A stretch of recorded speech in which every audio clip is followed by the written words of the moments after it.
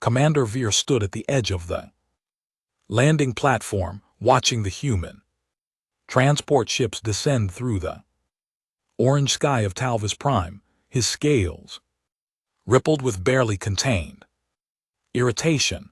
200 of his best Aurelian warriors waited behind him, disciplined and silent as proper soldiers should be. The humans he had heard were neither disciplined nor silent.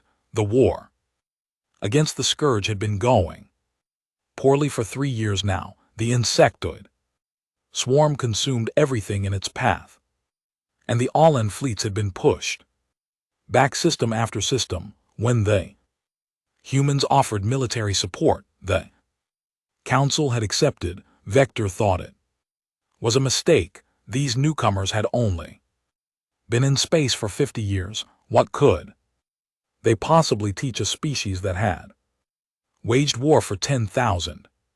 The transport ramp lowered with a hiss of hydraulics. Human soldiers marched out in loose formation, their armor scratched and painted with strange symbols. They carried primitive kinetic weapons that threw metal slugs instead of proper plasma. Veer's translator unit crackled as their commander approached. Commander Vethar, Captain Hyan Wu, Terran Defense Force. The human extended his hand in that strange custom of theirs. Vethar took it briefly, noting the calluses and the strong grip. At least this one had seen combat. Captain, my soldiers are ready to begin joint operations. Vethar gestured to his warriors. We will show you proper defensive doctrine. Hyan Wu smiled, and something about that expression made Vethar uncomfortable. Looking forward to learning from you, Commander. Let me introduce my officers. A female human stepped forward, her dark hair pulled back severely. Lieutenant Jai Su, Tactical Operations. Her eyes were sharp, constantly scanning their surroundings. A warrior's eyes. Vector admitted. Sergeant Day, Infantry. Commander, this human was older, his face marked with scars. He nodded at Vethar but said nothing. His smile was wrong somehow, like a predator's expression. Private Mina, Medical Officer. The youngest of them, she seemed soft and gentle. Vehar wondered how she had survived military service. The briefing room was too small for comfort. Vehar pulled up the tactical display, showing the shield generator complex they were assigned to defend. This facility protects the civilian evacuation zone. Standard defense protocol requires overlapping fields of fire and fallback positions every 50 m. Hyan Wu studied the map. What about close assault positions here and here? He pointed to areas that would put soldiers dangerously close to enemy lines. Unnecessary risk, Var said. We maintain distance and use superior firepower. Respectfully, Commander, if they breach the perimeter, firepower won't matter. Jaisu and LT Unk and GT's fingers danced across her data pad. We should prepare for close combat contingencies. Vehar's tail twitched in annoyance. The scourge do not breach all in lines. Desung laughed, a harsh sound. Everything breaches every line eventually. That's why we have bayonets. The first patrol was routine. Veer led a mixed squad through the forest surrounding the generator. His soldiers moved in perfect formation, weapons ready, scanning for threats. Humans wandered more, talking quietly among themselves, sometimes making jokes. It set his teeth on edge. Contact front. The sensor operator's warning came seconds before the scourge burst from the undergrowth. 6 of the insectoid creatures, each the size of a human, their mandibles clicking as they charged. Vehar's warriors opened fire. Immediately, plasma bolts turning to creatures to ash, the humans fired there. Slug throwers, the loud bangs echoing. Through the trees, one creature fell. Then another.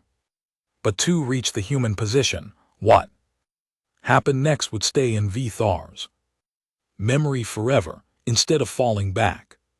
To regroup, the humans surged forward.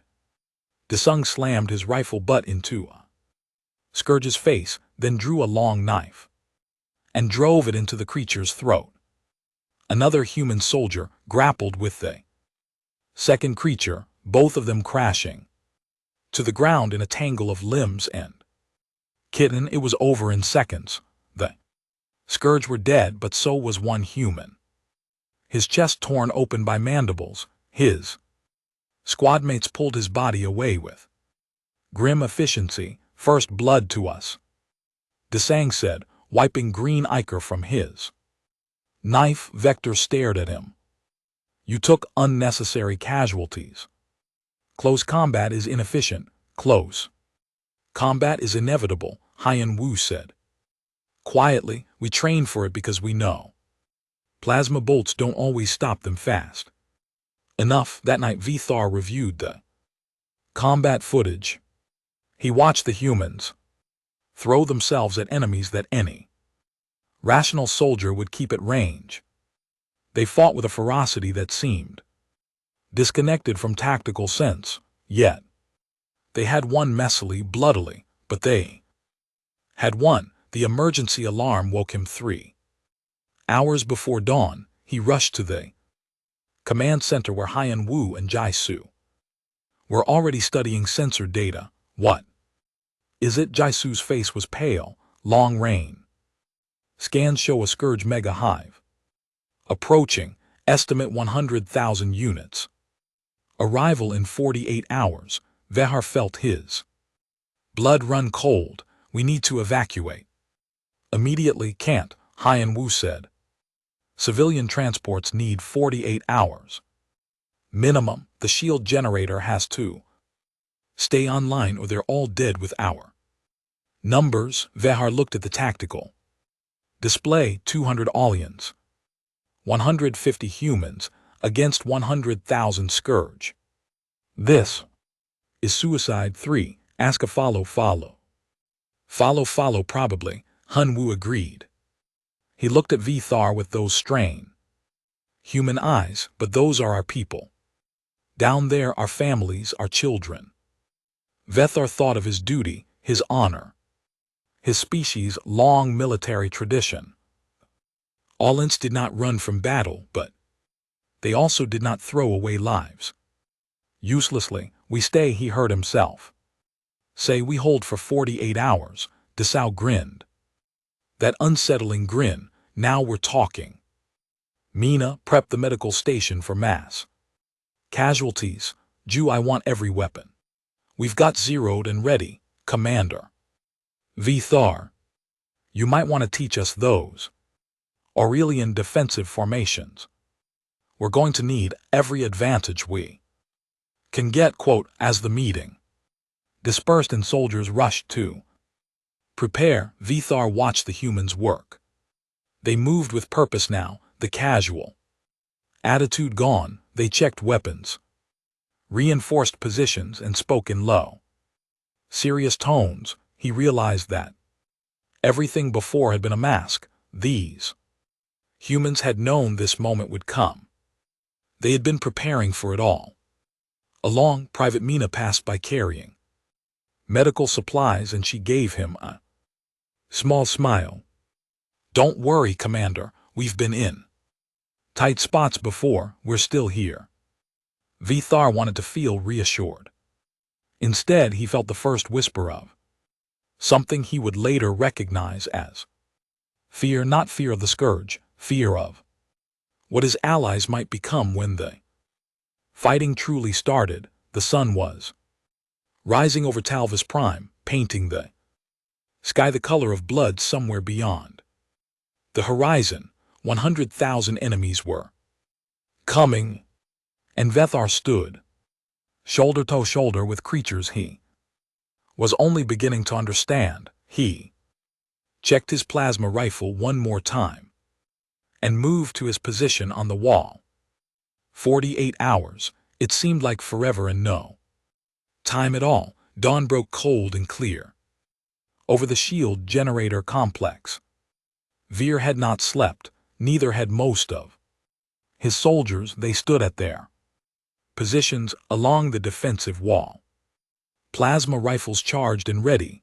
The humans occupied the eastern section, their kinetic weapons pointed toward the forest. The sensor array began screaming warnings at exactly 600 hours. Vethar pulled up the tactical display and felt his heart sink. 10,000 skirt units emerged from the Trian, a living wave of kitten and claws and hunger. All units fire at will, he commanded. The all-in line erupted in plasma fire. Bolts of superheated energy lanced across the killing field, turning Scourge warriors to ash and slag.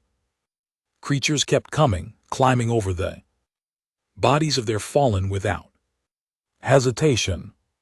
This was how the Scourge fought. They had no concept of morale or retreat. They simply came until they won or died.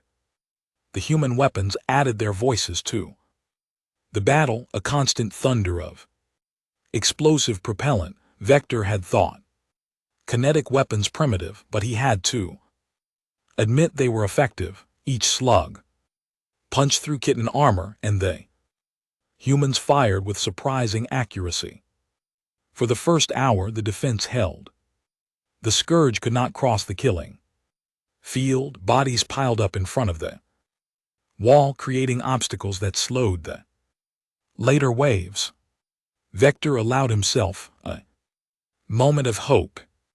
Perhaps they could actually survive this. Then the eastern wall exploded. Scourge breacher unit, a massive creature the size of a transport, had burrowed underneath the defenses. It erupted from the ground directly in the human section, scattering soldiers and creating a gap in the wall, smaller. Scourge poured through the opening like water through a broken dam. Vethar turned to send reinforcements, but what he saw stopped him cold. The humans were not retreating.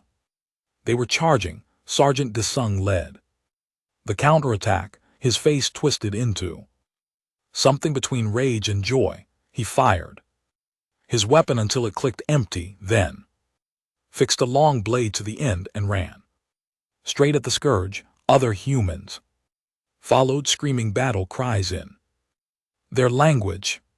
They crashed into the enemy like a wave hitting rocks. Vethar watched through his tactical display, unable to look away. A human soldier drove her knife into a Scourge's eye, was thrown off, rolled, and came up, swinging an entrenching tool like a club. Another human had lost his weapon entirely and was strangling a Scourge warrior with his bare hands, even as the creature's claws tore into his armor. And they were laughing. Some of them were actually laughing as they fought. Veer had seen many species fight. The Korathi fought with cold precision. Vel fought with ritualistic honor.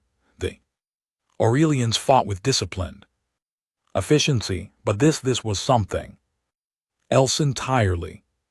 This was violence as an art form, brutal and intimate and terrifying. Commander, we need to support them. His tactical officer's voice broke through his shock. Yes, 2nd Company moved to reinforce the eastern section. 3rd Company hold the line. Veer's training took over.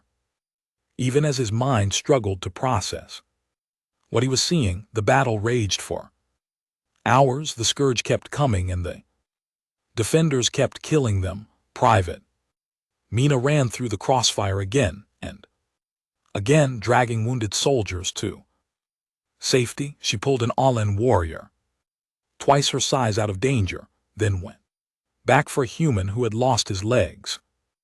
Bullets and claws and plasma bolts filled the air around her, but she never hesitated. Lieutenant Jai-Su coordinated fire support from a damaged bunker, her voice calm over the radio even as the structure crumbled around her.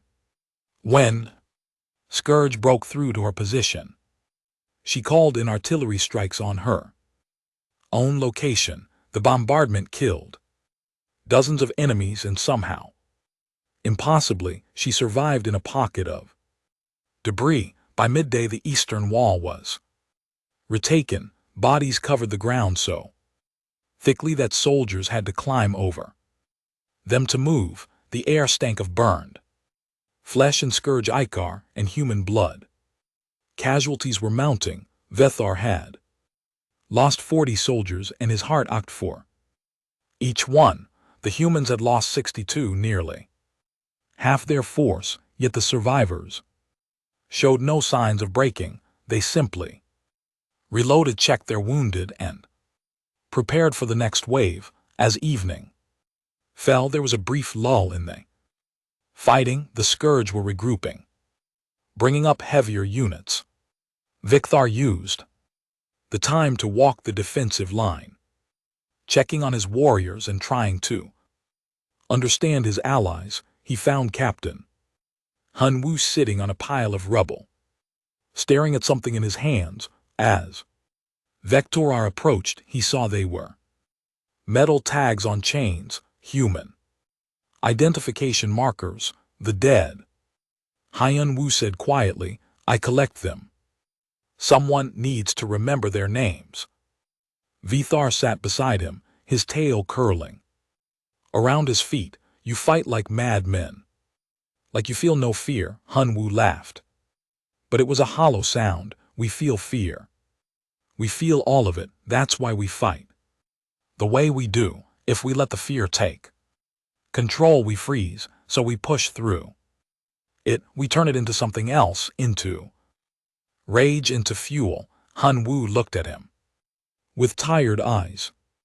"We know we're probably going to die here, all of us, but if we're going to die anyway, we might as well make it count. We'll take as many of those things with us as we can around them." Human soldiers were fortifying positions. Veer watched them work with salvaged materials, using pieces of destroyed Scourge warriors to reinforce walls. Nothing was wasted. They turned death into defenses. A group of humans sat together near a fire, passing around food and water. They were singing something in their language, a slow and mournful tune. When it ended, they started telling stories, and laughter erupted from the group. How could they laugh? How could they sing? 40 of their brothers and sisters were dead, and they sang. Sergeant Desan approached, his arm wrapped in bloody bandages. "Commander Vethar, we need to talk about ammunition. At this rate, we'll be out by tomorrow noon. What will you do then?" Desang showed that terrible smile again. "We've still got knives and rocks and teeth. If it comes to that." Vethar believed him. That was the disturbing part. He absolutely believed this human would fight with his teeth if necessary. Night watch was quiet except for the distant clicking of Scourge in the darkness. They were out there circling, probing for weaknesses. Veer stood on the wall beside a human soldier named Tam, young male who hummed softly as he watched the forest. "Aren't you afraid?" Vector asked. Tammin considered the question. "Sure, but I'm more afraid of letting my friends down. Desung saved my life on New Kyoto. Mina patched me up after Arcturus. Hunwoo talked me out of quitting after my first battle. I'm not fighting for some abstract cause. I'm fighting because they're here and I won't abandon them." It clicked into place then, a piece of understanding. The Aurelians fought for duty and honor. These humans fought for each other. It made them unpredictable, reckless, dangerous, but it also made them unbreakable in a way Vthar had never encountered. He thought about the next day, about the remaining 36 hours, thought about the 90,000 scourge still approaching, thought about the humans laughing and singing and sharpening their knives for the first time in his long military career. Vegard was not sure they would lose. They probably would. The numbers were impossible, but standing here beside these strange, violent, compassionate creatures, he could almost believe in miracles. The night deepened and the stars came out. Vethar checked his weapon and prepared for what morning would bring. The second day arrived with fire and screaming. Vthar barely had time to raise his weapon before the main scourge force hit them. 50,000 units, more than he had ever seen in one place. They came from all directions at once, a living tide that blocked out the ground beneath their bodies. The defensive walls disappeared under waves of kitten and claws. Within minutes, plasma fire and kinetic rounds tore into the enemy, but for every scourge that fell, 3 more took its place. The kill count didn't matter when the enemy had bodies to spare. All units fall back to secondary positions. Vthar's voice cracked over the radio. Around him, his soldiers retreated in good order, laying down, covering fire. As they moved, the humans pulled back, too, but slower, always turning to fire. One more shot, always covering each other. By midday, they had lost the outer defensive ring entirely. Vthar counted his remaining forces. 110 Alloans, 47 humans against tens of thousands. We need to pull back to the inner bunker, he told Hun Wu during a brief pause. We can hold there for a few more hours. Hun Wu looked at him, and there was something in his eyes that made Vethar's scales prickle. We're not done yet, Commander. Look at the numbers. We cannot win this. Winning isn't about numbers. Hien Wu pulled up his tactical display. It's about time. We need 24 more hours, so we're going to give them 24 more hours. Sergeant Desung gathered the remaining human soldiers. They huddled together, speaking in low voices. Vehar saw them, nodding, faces grim but determined. When they dispersed, they moved with purpose, spreading throughout the complex. What are they doing? Vector asked Lieutenant Jaisu, who was coordinating from a half-collapse command post. She looked up at him, blood running down her face from a cut on her forehead. Preparing contingencies. You might want to evacuate your people from sectors 4 and 7. Why? Trust me. Vethar didn't understand, but he gave the order. His soldiers pulled back and he watched the humans work. They were placing charges, rigging explosives, wiring detonators to every structural support they could find. They were turning the entire complex into a weapon. Private Mina appeared carrying containers from the medical station. Veer recognized some as standard medicine, but others were labeled with chemical formulas he didn't understand. What is that? Mina's face was apologetic but firm. Nerve agent synthesized from medical supplies. It disrupts scourge motor control. Vector felt cold. That's a chemical weapon. That's forbidden by galactic law. So is genocide. Mina met his eyes. Those civilians down there don't care about galactic law. They just want to live. Captain Hun Wu approached. Commander, I know this isn't how your people fight, but we don't have the luxury of fighting clean. We have 24 hours to hold this position against an Enemy that outnumbers us 1,000 to 1 will hold it by any means necessary. Vector wanted to object. The Allens had rules, traditions, honor, codes developed over 10,000 years of warfare. What the humans were proposing violated all of them, but he thought of the 50,000 civilians evacuating below, thought of the younglings and the elderly and the sick who couldn't fight. Do what you must, he said finally.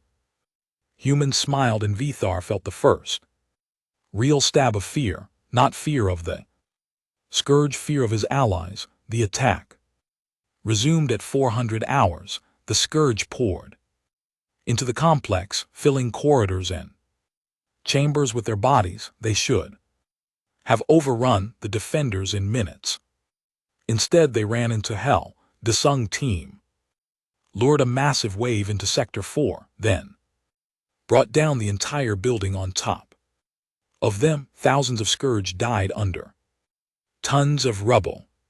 The survivors who clawed their way free found themselves in prepared kill zones, caught in crossfire from 3 directions. Lieutenant Jai-Su had somehow hacked into the Scourge pheromone network. She sent false signals that confused their coordination, making them attack in smaller groups instead of organized waves. When they did mass together, she triggered chemical weapons that left them twitching and paralyzed. Veer watched from a defensive position as Mina deployed her nerve agents.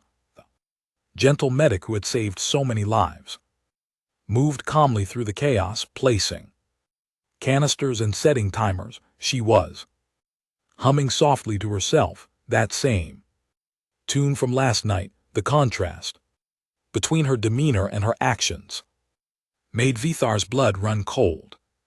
A Scourge warrior caste broke through near his position, its armored bulk smashing through barricades. Vethar raised his plasma rifle, but Sergeant Disung got there first. The human's left arm hung useless at his side, broken in 3 places. He held his combat knife in his right hand and threw himself at the creature. What followed was brutality, its purest form. Disung stabbed and slashed with precision born of desperation, targeting joints and sensory organs. The Scourge knocked him down. He rolled, came up, kept attacking. His face showed no fear, no hesitation, just cold, calculated violence. When the creature finally died, Desang pulled his knife free and moved to the next threat without pausing. Vector found himself fighting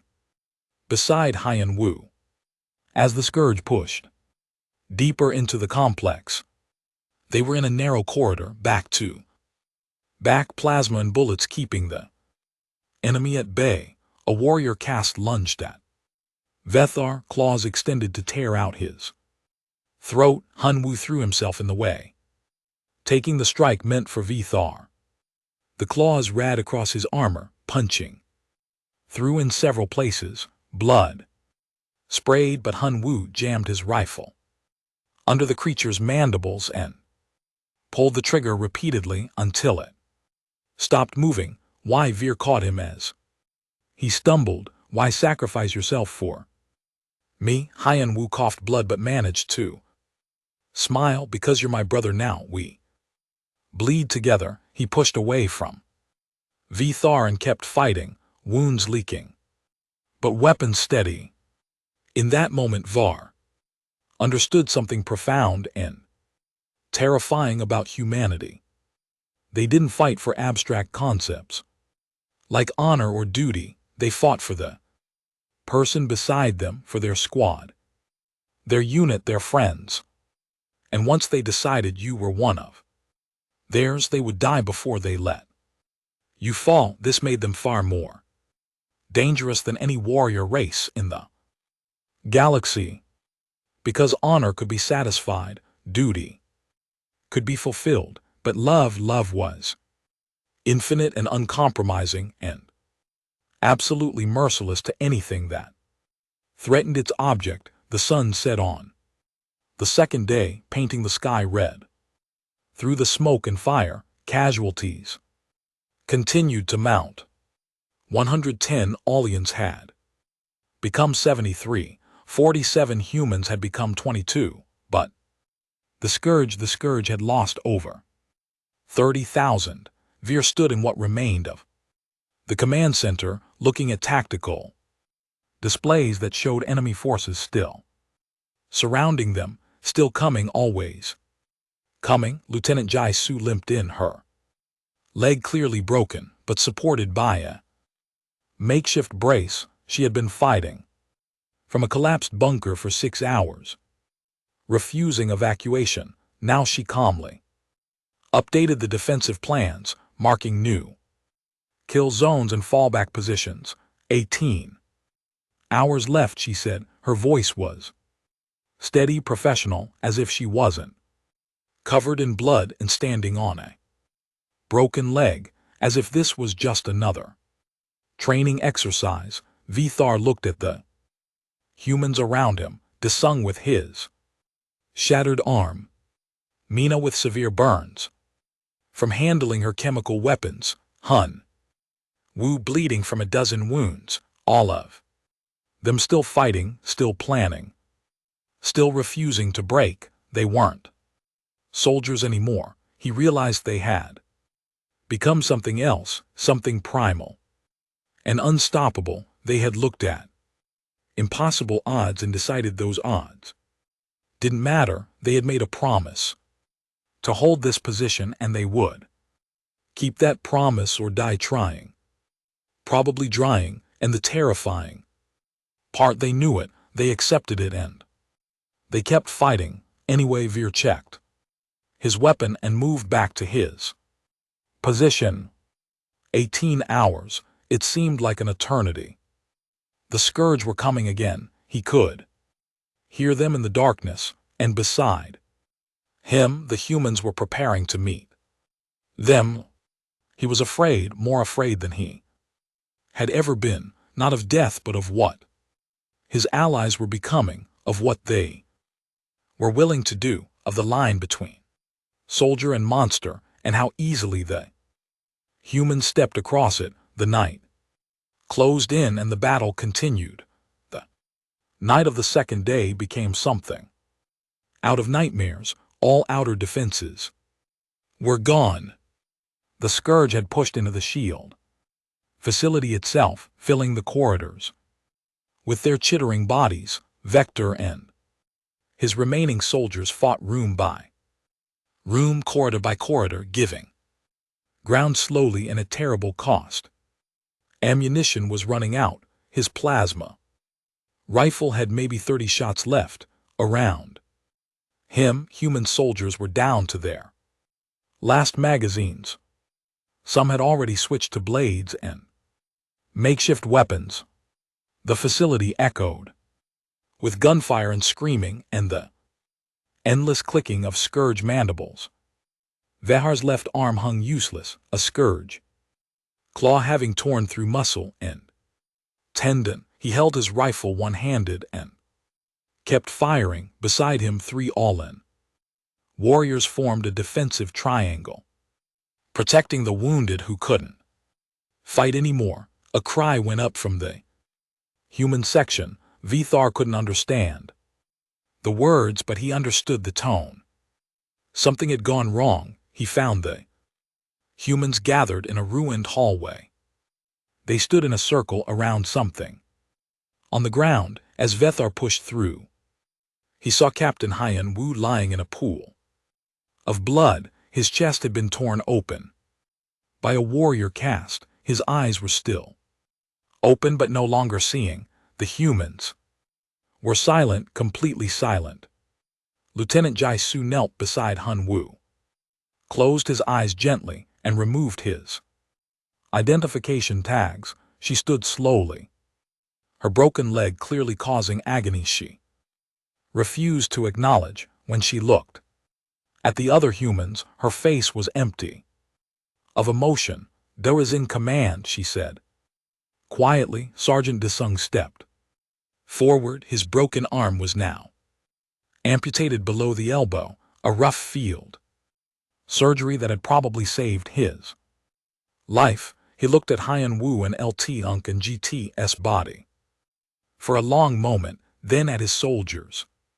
No prisoners, he said. His voice was flat, cold, devoid of humanity. No mercy, no retreat. We make them remember this place. We make them remember what it costs to kill humans. The other soldiers nodded. Something had changed in them. The laughter was gone. The songs were gone. Even the grim determination was gone. What remained was something cold and purposeful and absolutely terrifying. They stopped defending. They started hunting. Veer watched Private Mina walk into a corridor filled with Scourge, carrying nothing but a knife. She moved like water, dodging claws and mandibles, her blade finding gaps in kitten armor with surgical precision. When a warrior knocked her down, she wrapped her legs around its neck and squeezed until it stopped moving. No hesitation, no fear, just mechanical, efficient violence. Lieutenant Jai-Su abandoned her command post and moved to the front lines despite her broken leg. She had run out of ammunition hours ago. Now she fought with a Scourge pincer blade she had torn from a dead enemy, using it like a sword. Her movements were awkward, off balance, but effective. She never stopped moving forward. Sergeant DeSung led assaults into Scourgehead sections with the remaining human soldiers. They pushed forward, not defending their position, but attacking, taking the fight to the enemy. Veer watched them disappear into the darkness of the lower levels, heard gunfire and screaming, and saw them emerge covered in green ichor, dragging more weapons stripped from Scourge bodies. The humans were singing again. But it was different now. The songs were harsh and rhythmic, something between a war chant and a funeral dirge. They sang as they killed. They sang as they advanced. They sang as they died. Veer fought beside them and felt something he had never experienced before. Not fear of death, fear of life, fear of what living things could become when they let go of everything that made them civilized. He cornered DeSung during a brief lull, grabbing the human by his remaining arm. What happened to you? You've lost yourselves. You're not soldiers anymore. You're monsters. Des finished. His eyes were empty. Yeah, we are. That's what happens when you kill our family. Hyan Wu was my friend for 10 years. He was Jai-Su and LT Unk and GT's mentor. So you become like them. You become beasts. Design smiled, and it was the most frightening thing Var had ever seen. No, Commander, we become worse. Scourge kill because it's their nature. They're animals, but we know exactly what we're doing. We choose this. We choose to become monsters because it's the only way to make monsters afraid. He pulled free and moved back toward the fighting, calling his soldiers to him.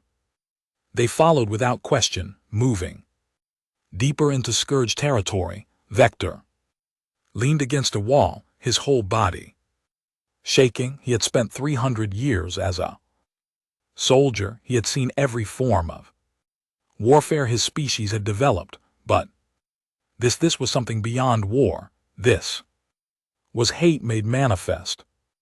This was love turned inside out, becoming a weapon. The humans had loved their captain. So when he died, that love didn't disappear. It transformed, became fuel for a fire that would burn everything in its path. A young Aurelian soldier approached, his scales pale with shock. Commander, what do we do? The humans, they're not following any Tactics. They're just attacking, they're going to get themselves killed. Vector looked at the tactical display. It showed human biosigns scattered throughout the facility, often deep in Scourge-controlled areas. They should all be dead, yet the Scourge casualty count kept rising. We support them, Var said finally. We cover their advances. We protect their wounded. We fight beside them. But sir, they're dying for those civilians down below. The least we can do is die beside them. The fighting continued through the night. Vithar lost track of time. Minutes became hours, became an eternity of violence. His rifle finally ran dry, so he picked up a human kinetic weapon from a dead soldier. The recoil bruised his shoulder, but it still fired, and that was all that mattered. He saw Mina pull herself up from under a dead Scourge, both arms broken, and use her legs to strangle another enemy. He saw Jaisu throw herself onto a breacher's back, driving her blade into its brain over and over until both of them fell. He saw Desed head to toe in blood, laughing as he fought 3 warrior castes at once. And he understood, finally truly understood. The humans weren't becoming monsters. They were revealing what they had always been. Species that could be gentle and loving and kind, but underneath that always and forever they were predators, apex predators who remembered being prey, who knew what it was like to be hunted, who would never ever let it happen again. The Aurelians had evolved on a world where they were dominant from the beginning. They had never known real fear, real desperation.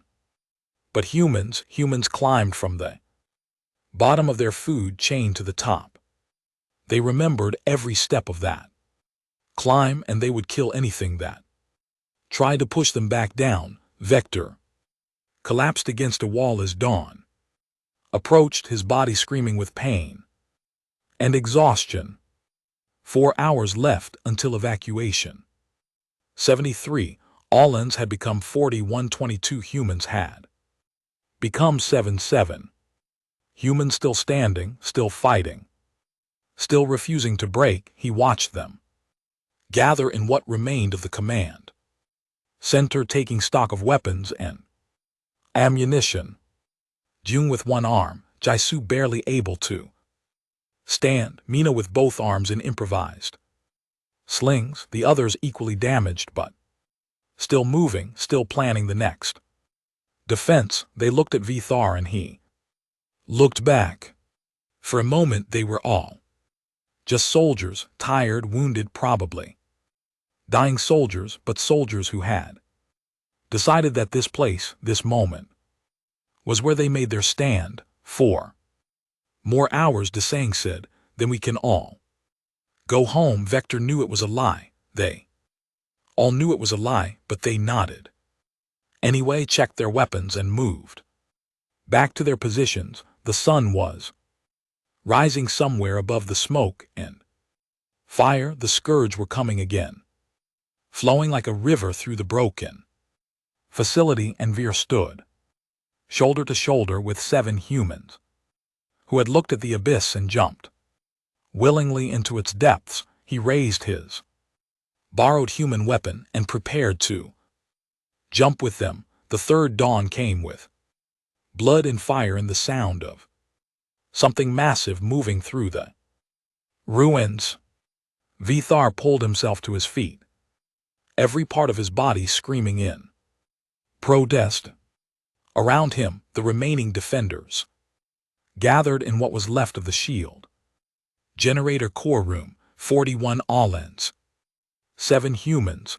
This was all that remained of 350 soldiers. The sensor arrays were mostly destroyed, but what remained showed something that made Vethar's blood run cold. A massive biosignature approaching. larger than anything they had faced before. Scourge Queen Lieutenant Jai-Su said quietly, reading the same data. "She's coming personally." Sergeant Desung laughed, a harsh sound that held no humor. "Guess we made her mad." The Queen arrived with 500 elite guard warriors. She was enormous, 3 times the size of a normal scourge, her carapace thick and ancient. As she entered the generator complex, the fighting stopped. Her warriors spread out, surrounding the core room but not attacking, waiting. The Queen moved forward until she could see the defenders. Vehar watched her study them with compound eyes that held disturbing intelligence. She clicked and chittered, and his translator unit struggled to process the alien language. "What stops my children?" The translation was rough, but understandable. "You are few, you should be consumed, yet you remain." "Why?" Sergeant Desp forward, his one remaining arm hanging at his side. His armor was destroyed, his body broken. But he stood straight when he spoke. His voice carried across the ruined chamber. "Because we made a promise to hold this place to protect our people. And we keep our promises." The Queen tilted her massive head. "Foolish, you cannot win. You will die here. Probably." He raised his hand, showing a detonator. Around the core room, Veer saw for the first time what the humans had been preparing during the long night. Every support structure was rigged with explosives. The entire facility was a bomb waiting to happen. "You want this place, you can have it in pieces." Queen's warriors surged forward. 500 elite scourge against 95 exhausted defenders. The mathematics were impossible, the outcome certain, but mathematics didn't account for stubbornness. The humans moved first, throwing themselves at the enemy with everything they had left. Desung fired the last rounds in his weapon, then swung it like a club. When it broke, he used his remaining fist. Jai-Su drove her stolen blade into warrior after warrior, her broken leg finally giving out, but still fighting from the ground. Mina, both arms useless, kicked and bit, and refused to stop moving. The Allens followed their example. Vethar found himself in the center of the fighting, using his rifle as a club.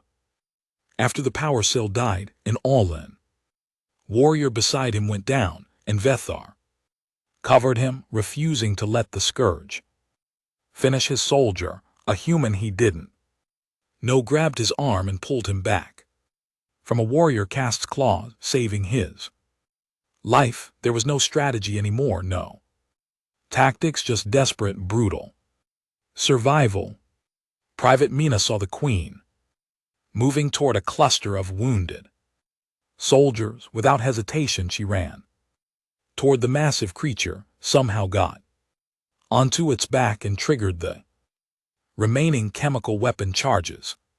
Strapped to her body, the explosion wasn't large, but the nerve agent cloud that followed engulfed the Queen and her guard. Mina died in that cloud, so did 20 Scourge warriors. Lieutenant Jai-Su held a corridor alone for 6 minutes, killing everything that tried to pass.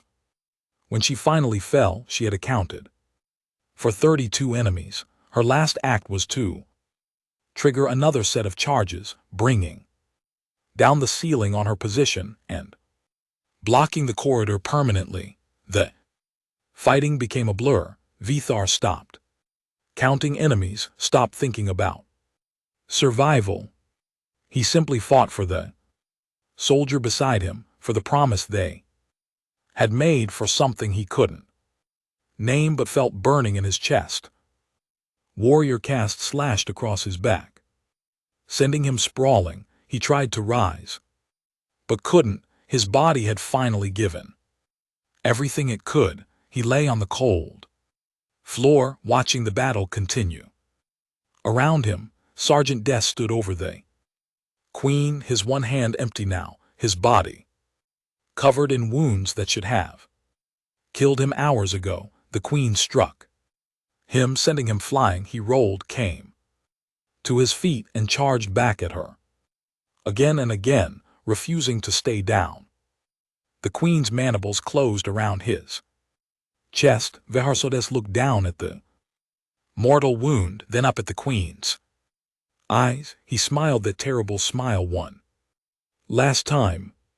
Worth it, he whispered, and triggered the detonator. The explosion tore through the generator core. Support structures collapsed. The ceiling came down in massive chunks. The shield generator itself, damaged beyond repair, finally died in a cascade of energy that vaporized everything near it. Vector felt the floor fall away beneath him, felt himself tumbling through darkness, felt pain and heat, and then nothing at all. He woke on an evacuation ship 3 days later. The medical bay was quiet and clean, so different from the hell he had left behind. His body was wrapped in regeneration gel tubes and monitors, tracking his recovery. An Aurelian medical officer saw him wake and immediately called for the doctor.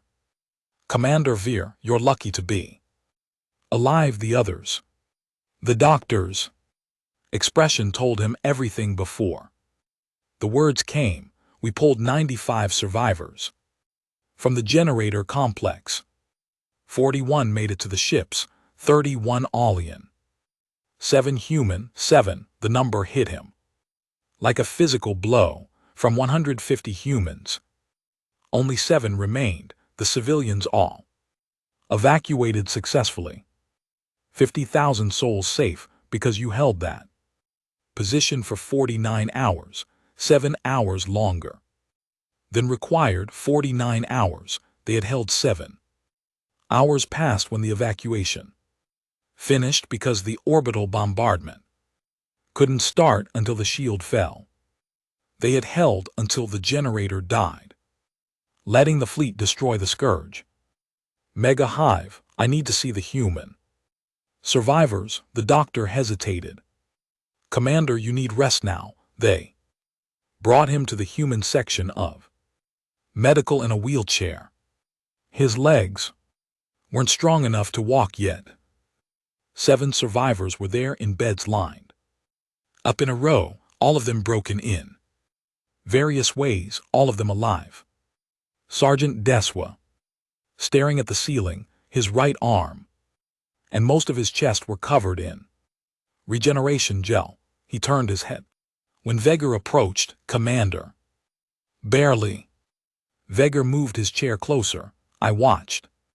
You fight the Queen. I thought you were dead. Should be. Design smiled weakly. Guess I'm too stubborn to die. They tell me we won. We held. The civilians escaped. The Scourge Hive is destroyed. Then it was worth it. Vector was quiet for a long moment. Then I was terrified of you, of all of you. I still am. Des looked at him with eyes that had seen too much. Good, you should be. We terrify ourselves sometimes. What we're capable of, what we become when we have to. Lieutenant Jaisu was awake in the next bed, her leg reconstructed with cybernetics. She spoke without looking at him. But you stayed, Commander. You fought with us. That makes you human enough. Is that supposed to comfort me? No, Private. Mina's voice came from the third bed, her arms slowly regenerating. She was smiling, that same gentle smile from before the fighting. But you're our brother now. Will always come when you call. That's what matters. Vithar looked at the 7 survivors, broken, damaged, haunted by what they had done and seen, but still smiling, still making jokes, still together. He thought about the humans who had died Hien Wu and the others. 143 soldiers who had given everything. He thought about watching them transform. From gentle, laughing warriors into something cold and merciless, he thought. About the terror he had felt not from the enemy but from his allies. I don't understand your species, he said. Finally, you can be so kind, so compassionate, and then you become monsters. That's the point, Des said. Quietly, we choose which one we need to be. The universe tried to kill us for millennia and we refused to die. We learned to be both gentle with our friends, merciless with our enemies, and once you're our friend, once we decide your pack will become monsters to keep you safe. 10 years passed. Vehar stood in his office as Supreme Commander of Allied Forces, looking at combination reports.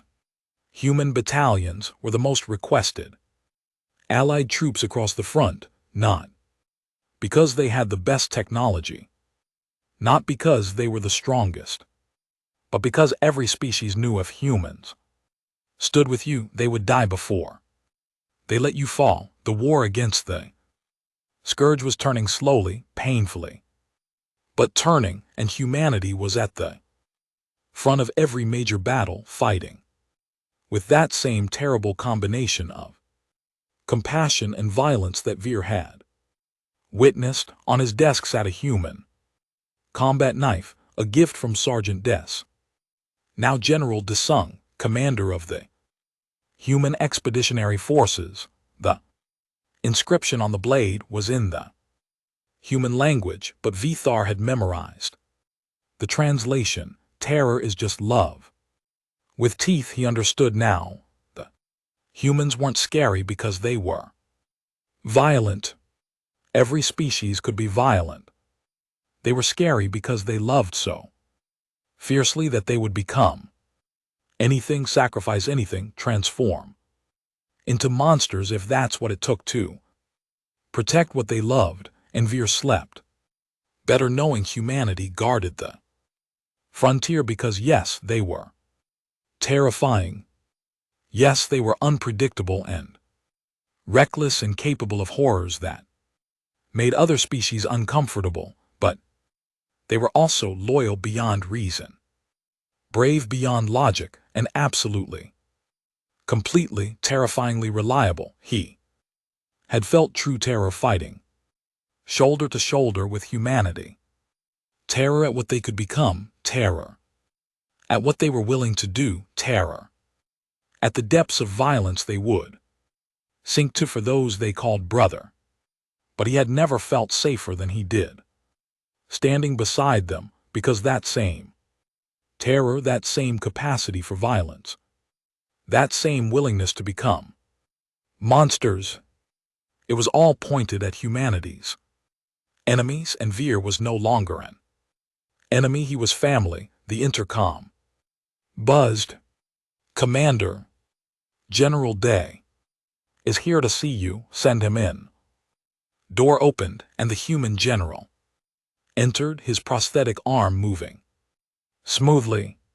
He had aged well, his hair going gray, but his eyes still sharp. He saw the knife on Vithar's desk and smiled, still keeping that old thing, always.